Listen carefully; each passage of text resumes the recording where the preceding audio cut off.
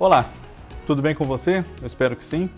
Eu sou o Fábio Costa e mais uma vez estamos juntos aqui no canal do Observatório da TV no YouTube para o TBT da TV, nosso programa das quintas-feiras que relembra páginas importantes, páginas saudosas da história da nossa televisão. Nesta semana, o tema é uma novela de muito sucesso, querida por muita gente, que completa agora 20 anos da sua estreia. Pois é, o tempo passa rápido, né? Mulheres Apaixonadas.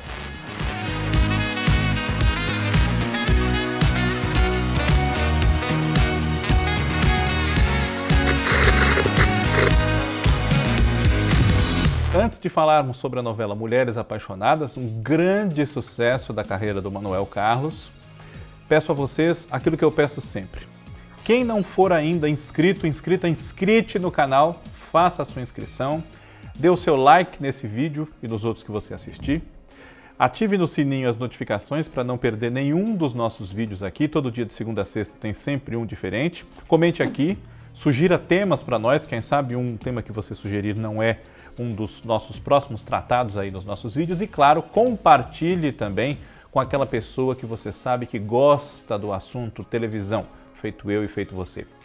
Muito obrigado pela audiência de todos. Mulheres Apaixonadas é uma novela que marcou uma geração.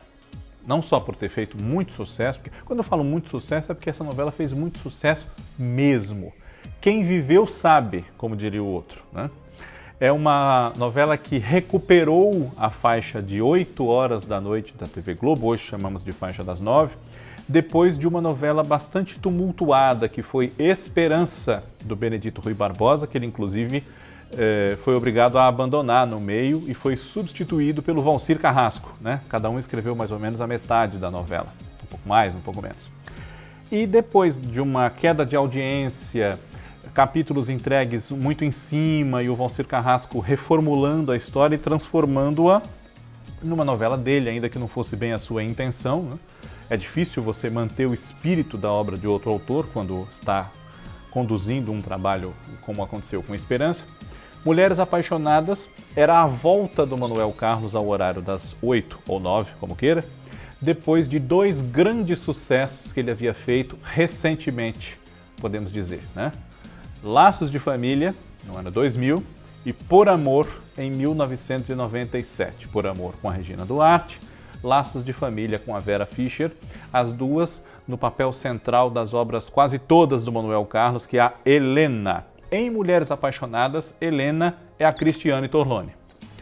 Essa novela traça perfis de diversos tipos de mulheres, com os seus problemas, com os seus anseios, com as suas expectativas de felicidade, com elas mesmas sendo, às vezes, causadoras das dificuldades que enfrentam. Então, é um título muito interessante esse Mulheres Apaixonadas, e há várias personagens femininas muito fortes, realmente, na história que foi criada pelo Manuel Carlos e que era dirigida pelo Ricardo Waddington, pelo Rogério Gomes e também pelo José Luiz Villamarim, além do Ari Kozlov e do Marcelo Travesso, salvo erro da minha parte. Helena, como eu disse, é a Cristiane Torlone.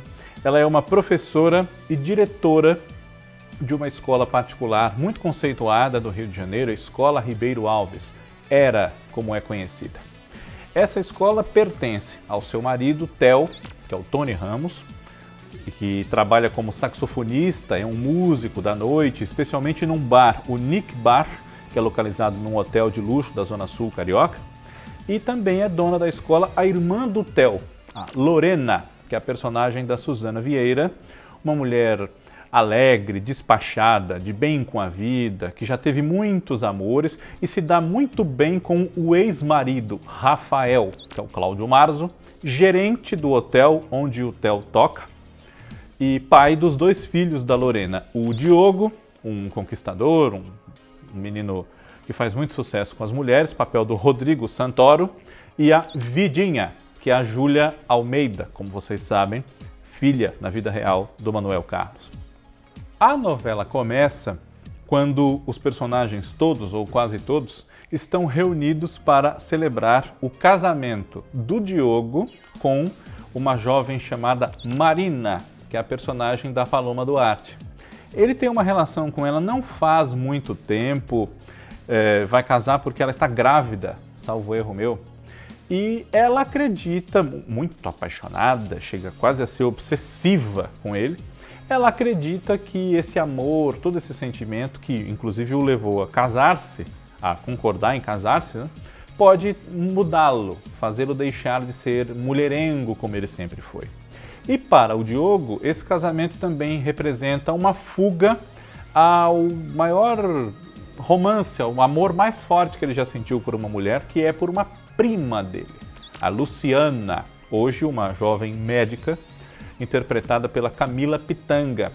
Eles chegaram a ser namoradinhos, digamos assim, quando eram adolescentes, mas o Theo, que é o pai da Luciana, e a Lorena, a mãe do Diogo, não aprovaram essa história dos primos namorarem, enfim, e ficou aquela coisa. Eles até dizem na novela algumas vezes, né, que amor de primo é para sempre, amor de primo não passa, enfim, e percorrem a trajetória da novela tendo vários encontros, não necessariamente amorosos, de adultério, enfim, mas momentos de tensão que revelam que, por mais que eles se relacionem com outras pessoas, realmente há algo ali entre a Luciana e o Diogo.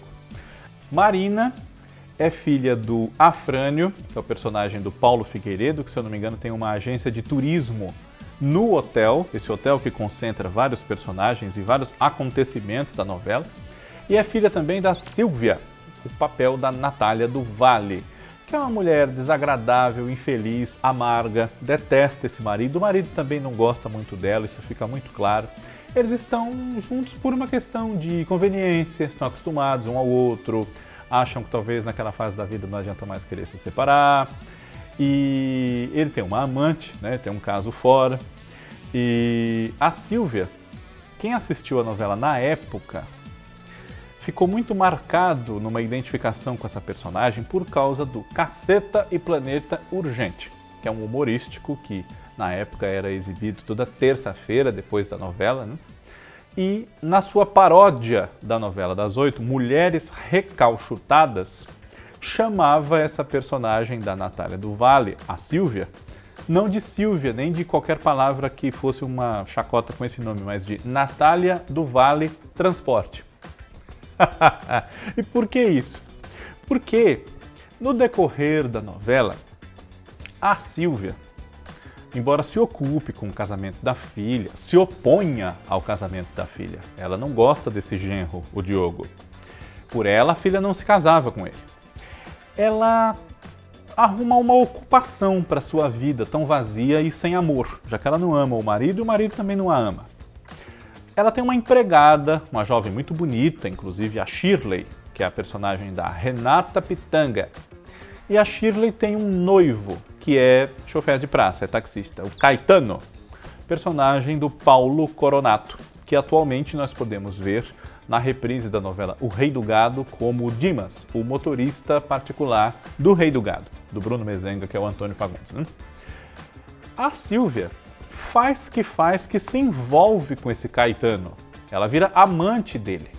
E os dois têm encontros furtivos, nos quais dão vazão às maiores fantasias, enfim. Mas o que nem a Silvia, nem a Shirley sabem é que o Caetano é casado. Ele é noivo da Shirley, mas ele nem pode ser noivo de ninguém, porque ele já é casado. E tem um filho pequeno, se eu não estou enganado, né? A memória às vezes nos traz, principalmente 20 anos depois, né? Ele é casado com uma funcionária da secretaria, da administração da Escola Ribeiro Alves, a Rosinha, que é o papel da Guilhermina Guinle. Um papel relativamente pequeno, inclusive para Guilhermina Guinle, que na ocasião vinha de uma série no SBT que ela protagonizava com o Golias e o Moacir Franco, Meu Cunhado, e vinha de novelas nas quais ela fez papéis de bastante destaque, especialmente O Direito de Nascer, que havia sido exibida em 2001 no SBT. Mas enfim, fez essa personagem, a Rosinha, em Mulheres Apaixonadas, que tentava ajudar a colocar uma ordem ali na escola, às vezes até se arvorando em mais autoridade do que ela realmente tinha. Pois bem, daí então a Natália do Valle Transporte, porque ela teve esse caso com o taxista e Vale, enfim. Helena e Theo são casados já há algum tempo, né? Coisa de uns 15 anos, talvez, um pouco mais, né? Mais até. E antes dele, Helena, mais. Antes dele, Helena tinha um relacionamento com um rapaz chamado César Andrade de Mello, que é o personagem do José Maier. Esse antigo namorado, antigo amor da Helena, nunca encarou bem o fato de ter sido abandonado por ela para que ela se casasse com o Theo. Ela chegou a se dividir entre os dois por algum tempo, isso é falado na novela, né? E ele ficou muito chateado, muito amargurado mesmo com essa situação. Casou-se com uma outra moça chamada Isabel, que é a Cris Bona, que faz uma participação em algumas cenas só, porque a novela começa já com o enterro da Isabel. Isabel estava muito doente e ela deixa 2 filhos desse casamento com o César. Um rapaz muito revoltado com o pai, porque o pai tinha caso fora, o pai não amava a mãe, foi negligente com a doença da mãe, chamado Rodrigo, que é o papel do Leonardo Midiorin, e uma jovem de nome Marcinha, que era interpretada pela Pitty Webo. Pitty Webo, que foi, se não o primeiro, um dos nossos primeiros Por Onde Anda, aqui no canal do Observatório da TV. Se você nos acompanha já de há algum tempo, talvez se recorde disso. Foi a única novela que a Pitty Webo fez até hoje, 20 anos já, né? Mulheres Apaixonadas. E é lembrada até hoje por essa personagem, a Marcinha, que era uma boa menina, educada, simpática, etc.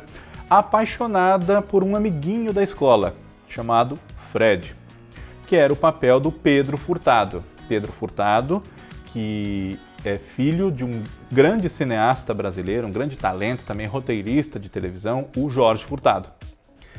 E Fred só gosta da Marcinha para ser amigo, realmente.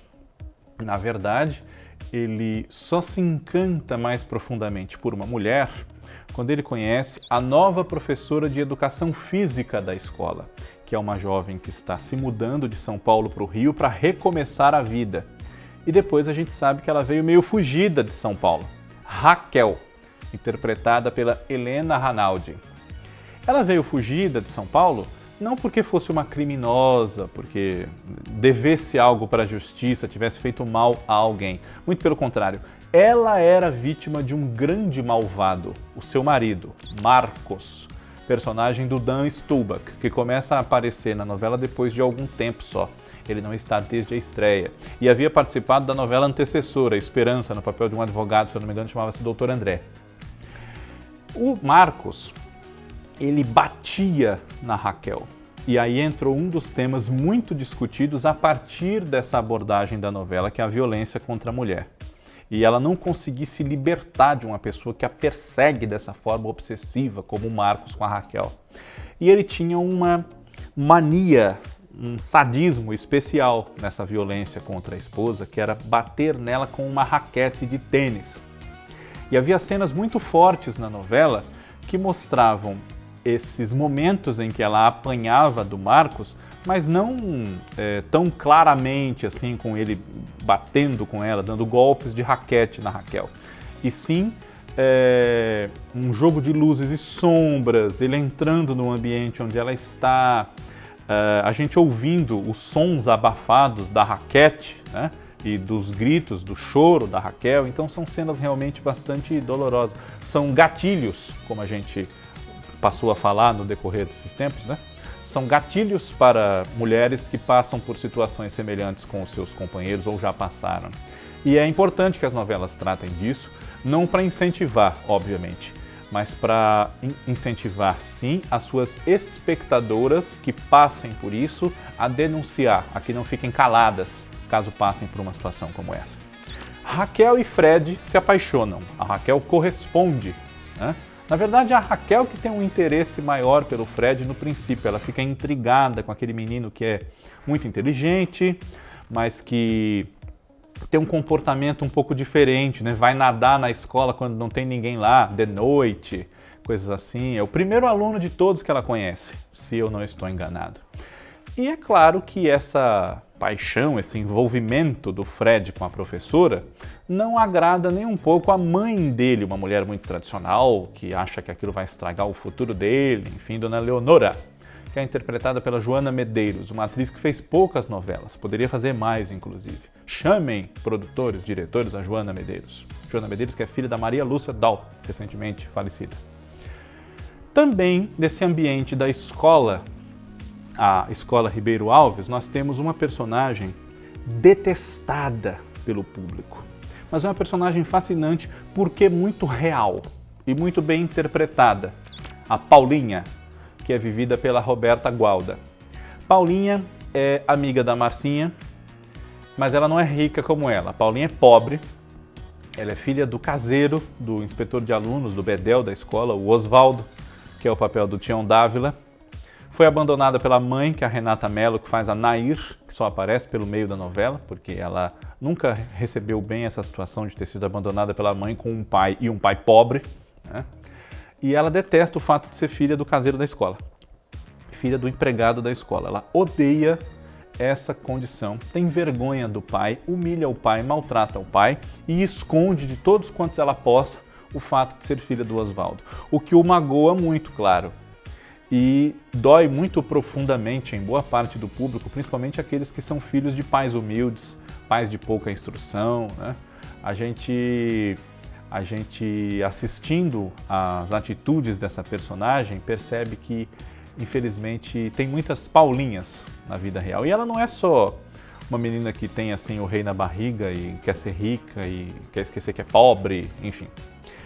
Ela também é fofoqueira, é homofóbica, tem sempre um dedo levantado para pôr na cara dos outros. E essa homofobia da Paulinha, é muito clara em relação a duas meninas que são homossexuais e se gostam. Elas se conhecem ali, são colegas de escola.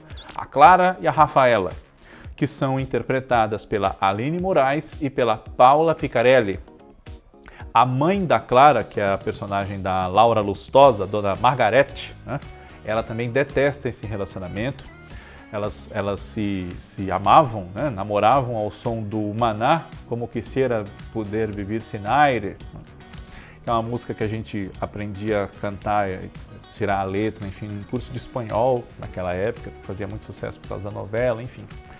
E a partir dessas personagens, o autor Manuel Carlos abordou esse tema do casal, né, de duas meninas, a homossexualidade na adolescência, no ambiente escolar, como era encarado pelas outras pessoas. Há uma cena muito boa da Cristiane Torlone, que é a diretora da escola, dando uma lição de moral realmente na Paulinha, dizendo que se as duas meninas se gostam, não há nada demais nisso e ela não tem nada a ver com isso, né? Ela não tem que ter opinião nenhuma sobre aquilo, são elas que resolvem o que fazem da vida delas. Enfim, essa é uma cena que lavou a alma do público, né? Porque a Paulinha realmente era muito desagradável na perseguição a essas duas meninas. E no ambiente escolar nós temos uma das personagens mais lembradas, tem muitas personagens clássicas dessa novela, né? Mas uma das personagens mais lembradas de Mulheres Apaixonadas, que é interpretada brilhantemente pela grande atriz que é a Vera Holtz. Santana, uma das professoras, né? Ela tinha um problema sério com o álcool, era alcoólatra.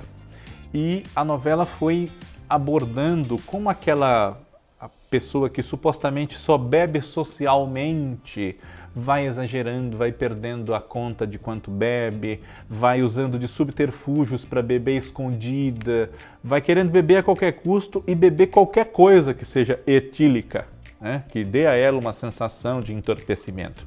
Então, de tão bêbada, há uma cena em que Santana coloca em risco a própria vida, porque ela liga o gás do fogão para fazer uma receita, mas está bêbada e esquece o gás aberto. E se não fosse o seu crush, digamos assim, outro professor da escola, o Lobato, que é o papel do Roberto Frota, ela provavelmente morreria, ou faria o apartamento explodir, poderia matar a sua amiga também, a Adelaide Lica Oliveira, com quem ela morava, né? E essa personagem tinha um lado a mais nessa discussão, que é o fato de servir de mau exemplo, digamos assim, aos alunos, que eram pessoas com caráter e personalidade em formação, né? E acompanhavam o drama do alcoolismo da Santana. A dona da escola, como eu citei, é a Lorena. Lorena no momento em que a história começa, não vive nenhum relacionamento amoroso, mas ela se encanta perdidamente e chega a colocar o rapaz para morar com ela, realmente encarar a sociedade com aquele relacionamento com um jovem que tem a idade dos seus filhos, o Expedito, que é o Rafael Calomene, então estreando na televisão. Expedito é filho de um empregado da Lorena, de dois empregados da Lorena, aliás. O Argemiro, que é o Humberto Magnani, que cuida de uma fazenda que a Lorena tem, e é filho também da Ana, papel da Regina Braga. A Ana mora no Rio e cuida da cantina da escola, trabalha na escola. Com ela, no Rio, mora a outra filha do casal, Edviges, que é a personagem da Carolina Dickman. E quando a gente lembra da Carolina Dickman, desse nome Edviges, e do namoradinho dela, o Cláudio, que era o Eric Marmo, logo vem na cabeça os tribalistas, né? Você é assim, um sonho pra mim, quando eu não te vejo, eu penso em você. Pois é, essa música tocou bastante na novela, era o tema do casal. Um casal que se gostava muito, se amava muito, mas como todo casal que se gosta e se ama muito em novela, tem obstáculos, né? Cláudio era filho de um médico conceituado, dono de uma clínica onde trabalhava o César como neurocirurgião, que era o doutor Onofre Moretti, o papel do Serafim Gonzalez, e era filho também de Marta, a Marli Bueno. Marta tinha um preconceito social enorme e não agradava a ela que o seu filho namorasse com uma menina pobre, sem berço, fosse ela quem fosse. Então ela implicou com o namoro dele com a Edviges, mas tomou uma rasteira, porque dentro da própria casa ele arrumou um outro interesse romântico com uma menina mais pobre até do que a Edviges, a Gracinha, que é a Carol Castro. A Gracinha é filha de dois empregados dos Moretes. A empregada, que é a Celeste, papel da Sheila Matos, e o motorista, que é o Caco Baresi. O personagem se chamava Orlando. E a Gracinha, muito bonita, interessante, chama a atenção do Cláudio. Aí a novela abordou uma outra questão, que é a primeira vez de um casal. A perda da virgindade, no caso da moça, né? Porque o Cláudio se deixou levar pela Gracinha, amasse a Edviges ou não, porque a Edviges só queria ir para a cama com ele quando eles se casassem. Isso acabou, vamos dizer assim, jogando o Cláudio nos braços da Gracinha. Ó, pobre do Cláudio, ó meu Deus. Ironias, né? E o Theo gostava da Helena, tinha um relacionamento com ela de cumplicidade, amizade, enfim, eles se gostavam, mas o casamento dele com a Helena não era aquele arrebatamento de amor de antes. Inclusive, ela comentava muito com as irmãs, né? A Hilda, que é a Maria Padilha, que fazia doces, fazia bolos, tinha uma delicatessen que ficava no hotel também, cuidava dessa delicatessen com a filha única Elisa, que era a Gisele Policarpo, e comentava também com a outra irmã delas, a Heloísa, que é a Julia Gunn, casada com o Sérgio, que era arquiteto, né? O Marcelo Antoni, sobre esse casamento dela, que era uma coisa mais morna, já havia passado aquele fogo da paixão, se lembrava de homens que manifestaram interesse por ela, especialmente um que ela conheceu durante uma viagem que fez, enfim. Só que mal sabia ela que ela reencontraria o amor do passado, o César, que é pai de uma das suas alunas, e depois se relaciona com a sua enteada, a Luciana. E aquela paixão do passado se reacende. Eles entendem que por mais mágoas que haja de um com o outro, talvez não devessem ter se casado com outras pessoas. Ela escolheu errado, quem sabe, casou-se com o Theo, deveria ter se casado com o César. Talvez essa não seja a opinião da mãe do César, Dona Matilde, que é a Sônia Guedes, quem faz, né? Mas, enquanto Helena e César acabam, sim, se reaproximando e o casamento dela com o Theo indo para o ralo, Theo tem os seus segredos que vão sendo revelados no decorrer da história, porque ele ajuda uma moça com quem hoje em dia ele não tem mais nada, mas já teve. Ele ajuda ela a criar uma filha, Salete, que é a Bruna Marquezine, então com 7 anos de idade, foi quando ela estreou na televisão, né, em novelas. E essa moça com quem o Theo já teve um caso, enfim, ele tem uma ligação com ela, é a Fernanda Vanessa Gerbelli. E um segredo que a gente mesmo se surpreende depois quando é revelado, né, é que um filho adotivo que o Theo cria com a Helena, o Lucas, que era interpretado pelo Vitor Kugula, acho que é assim que se fala, né? Esse menino, na verdade, era filho dele com a Fernanda, portanto, irmãozinho da Salete, né? E essa é uma história que rende muito na novela, porque a Fernanda depende do Theo. A Fernanda tem esperança de que o Theo um dia fique com ela. Ela gosta do Theo, digamos assim. É jovem ainda, é bonita, é uma ex-prostituta, né? Tem como amiga e confidente a sua vizinha Vilma, que é a Cristina Fagundes, que interpreta. De vez em quando fica com a Salete para ela resolver uns problemas. Resolver problema com a mãe, que é uma exploradora desagradabilíssima, Dona Inês, que é a Manuelita Lustosa, já de saudosa memória, né? E Salete sofre muito com essa mãe, principalmente depois da morte dela, porque é cuidada por essa avó monstra, né? E ela tem presságios de que a mãe vai morrer, ela começa a ver um anjinho da morte e grita, chora quando vê esse anjinho, enfim. Fernanda morre e Theo é baleado e fica também à beira da morte numa cena muito impactante, que ficou para a história realmente, de Mulheres Apaixonadas, uma cena gravada de fato nas ruas do Leblon, poucos dias antes de ser exibida, e que foi muito impactante mesmo, porque retratou a tragédia da violência urbana das grandes metrópoles, né? Não só do Rio de Janeiro. Mas o Theo não morre e sobrevive para cuidar dos dois filhos, né? Um dos pontos altos do último capítulo da novela é quando ele diz para a filha que se ela queria tanto poder chamá-lo de pai, agora ela poderia, porque existe a certeza de que ele é pai dela mesmo. Essa cena, para o meu gosto como espectador, na época foi muito frustrante.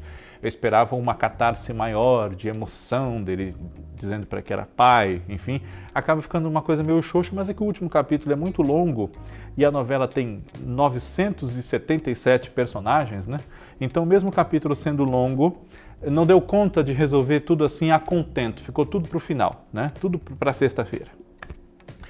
E claro que a gente não vai dar tempo de falar de todo mundo, gente, porque o nosso tempo é curto, né? E como eu disse, a novela tem 1.349 personagens, não dá pra gente relembrar todos. Mas a gente não pode deixar de falar, claro, de duas personagens que são muito marcantes dessa novela.